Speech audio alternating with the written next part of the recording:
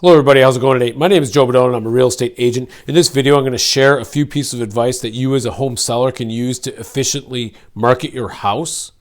So first and foremost, the first thing I recommend, once you make the decision to actually sell your house and list your house, the first thing that I would recommend you do is to declutter and clean your house. And now when I say declutter and clean your house, I mean everything that you're not using, either get rid of or remove from the house and put in storage. You want to do a deep clean. You want to get all the nooks and crannies. You want to get the crevices that you only clean twice a year. You want to get every single nook and cranny of your house and make sure it's clean, neat, and organized. And the reason being is, believe it or not, when photos are taken of the house and the house gets staged and it gets ready to be marketed, that type of stuff can actually be seen in the photos, because some buyers look at those photos very intently because they really want to use those photos to make a good decision about looking at your house and potentially purchasing your house. And when they're looking at those photos, they're imagining themselves living in that house. And if the house looks not clean from those photos, that sometimes turns off buyers. And that can also be done if you have a professional photographer or a realtor that really knows how to take photos. Sometimes that stuff can be eliminated, but in most cases, the buyers can actually see that in the photos. And secondly, when they actually come and look at your house, they'll definitely see that type of stuff. So you want your house to look as clean and neat as possible, and you're going to have to do that by spending some time and declutter and clean. And that doesn't typically cost you anything other than some elbow grease and some sweat equity and some time. So that's one of the first cheap, efficient ways to market your house, to prepare your house to be marketed. Another thing you want to do is also do the same thing on your exterior. You want to power wash your siding and your brick.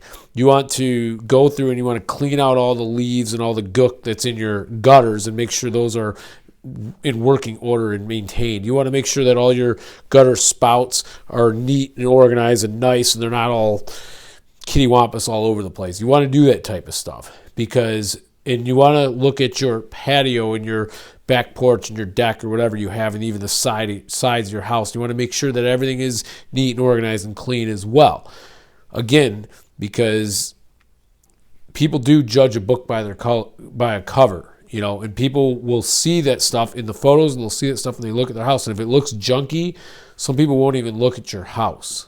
So you want to try to make it look as neat as possible. No, that's the type of stuff that doesn't cost you a lot of money. It just takes some time. The next thing you want to do is you want to do some actual maintenance on your house. You want to make sure that your furnace is in working order. You want to make sure that, if you need to upgrade or make any changes to your furnace, you want to take the time and the money and get it fixed now. You want to make sure all your filters are replaced. You want to make sure all the systems in your house, all the electrical and the heating and all that stuff is in working order. And it would be a good time to maybe even hire a contractor to come out and look over all those systems and make sure they're in working order, because if they're not, during the inspection period, the buyer most likely is going to ask you to fix that stuff anyway. So you want to try to get ahead of the game there, and that will also help you sell your house faster and for more money. And then when you start getting further on down the line, there might be, and this all depends on your situation. It depends on how fast you have to sell your house, because some people get relocated for work and they got to sell their house like within 30 days. So those type of individuals in that particular scenario don't have a lot of time. But if you have time to prepare your house and you have some money to put towards it, now's the time to do the renovations. Now's the time to renovate your bathroom or kitchen. Now's the time to update like if you have paneling or something in your house, to replace that with drywall. Now's the time to do all those upgrades that make your house more appealing to a buyer. And if you don't have a lot of money but you have time, one of the cheaper, more effective ways to market your house actually would be to do some painting. Okay, it does take a lot of time, and it's still going to cost some money to do it, but I mean, it's fairly cheap. Most people can paint their house on their own, and with just a few $100. Okay, but when you do paint your house, you want to make sure that you pick neutral colors. You don't want big, bright, vibrant colors, because a lot of buyers want the house in the most neutral condition as possible, because they want to walk into that house, they want to look at it like it's a clean slate.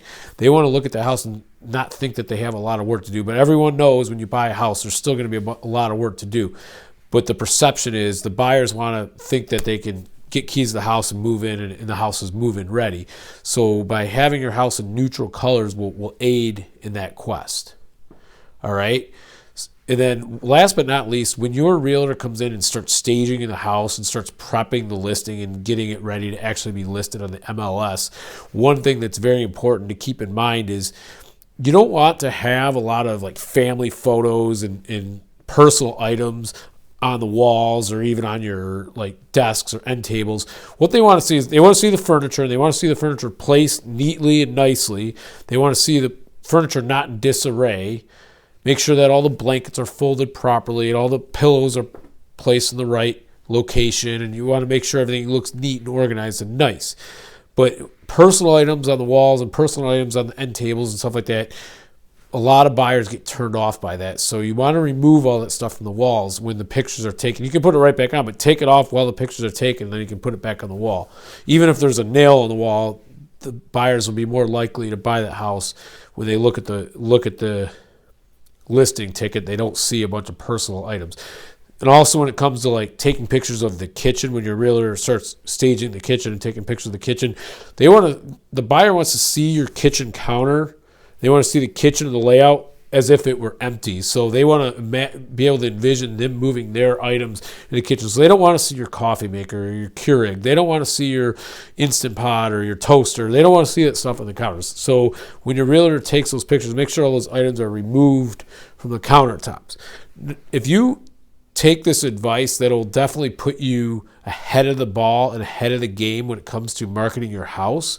I do hope this information was valuable to you, and if it was, do me a favor and subscribe to this channel and give it a thumbs up. And also, if you are in the market to buy, sell, or invest in real estate and you live within the state of Michigan, please reach out to me at joerealdeals@gmail.com, and I'd be glad to answer any of your questions. Thanks for watching, and I'll see you next time.